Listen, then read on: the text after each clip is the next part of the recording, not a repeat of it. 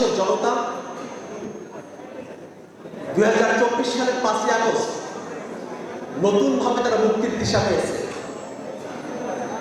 বর্তমানে বাংলাদেশ যে গণতান্ত্রিক উত্তরণের পথ ধরে যাচ্ছে, এই গণতান্ত্রিক উত্তরণের পথে বাংলাদেশের শাসন কাঠামো, বাংলাদেশের বিচার কাঠামো, বাংলাদেশের পুলিশ প্রশাসন থেকে শুরু করে নিয়ে প্রত্যেকটা জায়গায় আমূল সংস্কার দরকার বলে আমরা মনে করি। সে জায়গায় সরকারের তরফ থেকে সংস্কারের যে উদ্যোগগুলো গ্রহণ করা হয়েছে, সে উদ্যোগগুলোর সঙ্গে আমরা আমাদের সংহতি ব্যক্ত করেছি।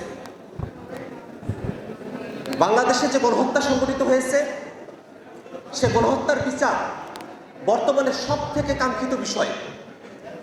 যদি গণহত্যার বিচার করা না হয়, তাহলে সময়ে সময়ে স্বৈরাচার ফেসিবাদী যারা আছে, ভবিষ্যতেও তারা বাংলাদেশের রাষ্ট্র ক্ষমতাকে দখল করে এদেশের বুকে আরেকবার তারা গণহত্যা, খুন খারাপি, রাহাজানি চাপিয়ে দেওয়ার মতো সুযোগ তারা পেয়ে যাবে। অর্থাৎ বাংলাদেশকে যদি নিরাপদ করতে হয়, তাহলে অবশ্যই 24-এর আন্দোলনে যারা গণহত্যা চালিয়েছে, সে আওয়ামী লীগ এবং তাদের দোসর ব্যক্তি হিসেবে এবং দল হিসেবে তাদের বিচার নিশ্চিত করতে হবে।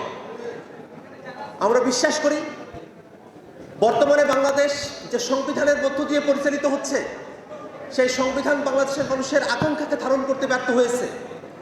এদেশের মানুষের অর্থনৈতিক অধিকারের স্বীকৃতি এই সংবিধান দিতে ব্যর্থ হয়েছে।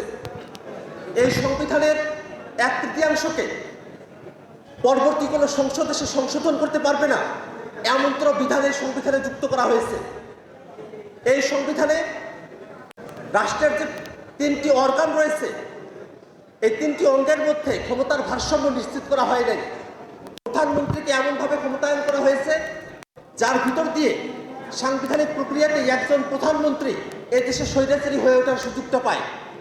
সে জায়গায় আমরা মনে করি বাংলাদেশে বর্তমান প্রেক্ষাপটে একটি নতুন সংবিধানের বাস্তবতা রয়েছে, এবং নতুন সংবিধান যদি আমাদের করতে হয়, তাহলে অবশ্যই গণপরিষদ নির্বাচনের মধ্য দিয়ে আমাদের নতুন সংবিধান পেতে হবে।